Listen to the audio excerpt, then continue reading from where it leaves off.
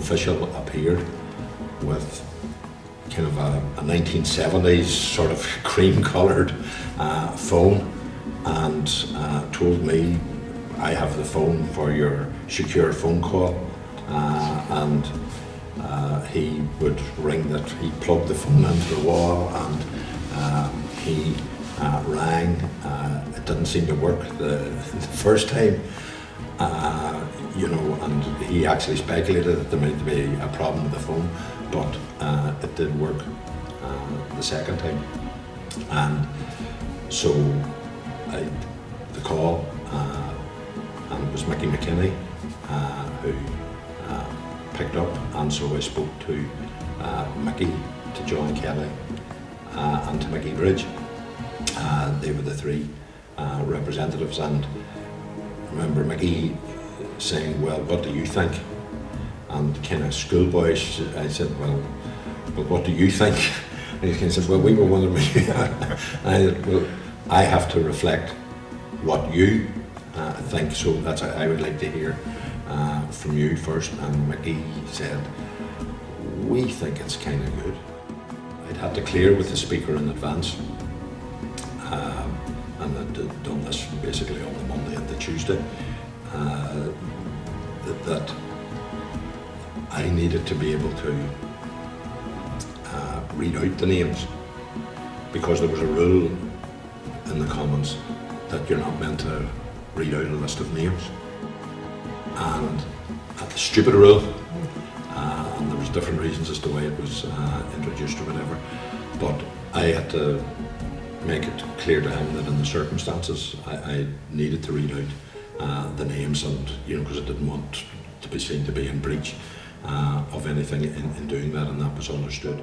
So the Speaker had told me that I would be allowed 3 minutes. I told him that I just didn't think that I could do justice to the things that needed, or that would need to be said in 3 minutes, including properly reading out the names of the victims and making all their points, picking up on the report. So he had said, well, see how you go. I was hugely nervous when I was called to speak, so I was very glad that I had used the harder paper that I got in the library of the House of Commons, and that it was the right size. I didn't have a problem fumbling. Because I was nervous, my hand was shaking, and so I actually had my left hand in my pocket for the start of speech, just to try to steady myself, because I had a job to do for people. That the Saville report was there, and that was a huge achievement for everyone who had sat through the inquiry, particularly the families and their legal representatives. It was a huge achievement for everyone who had campaigned to have the inquiry before that. So people had all done their job well, so this was a bit that I knew I had to do to try to do justice to what had been achieved in the report. Bernard McGuigan, 41. Gerard Donaghy, 17. Hugh Gilmore, 17. John Duddy, 17. James McKinney, 34. James Ray, 22. John Young, 17. Kevin McElhinney, 17. Michael Kelly, 17. Michael McDaid, 20. Patrick Doherty, 31. William McKinney, 27. William Nash, 19. And John Johnson, 59, are all absolutely and totally exonerated by today's report. On the platform, after everybody come out, and and it was cheering, and inside I was breaking my heart. I was really, really upset, because I didn't know whether he was going to live or survive. I didn't know whether he was. Well, I knew that he was going to be changed for the rest of his life. But the whole thing for me, that it was just so sad and joyful at the same time. After all of the hour or so of questions that David Cameron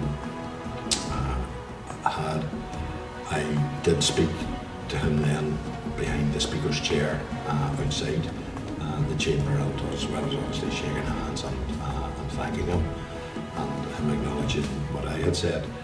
I reminded Owen Patterson and himself that I had suggested that depending on what the report was saying and what the speech was, that it might be good if a copy of his personal copy of the speech could be given to the families, to the Bloody Sunday Trust, so that it could be here in the Museum of Free Derry.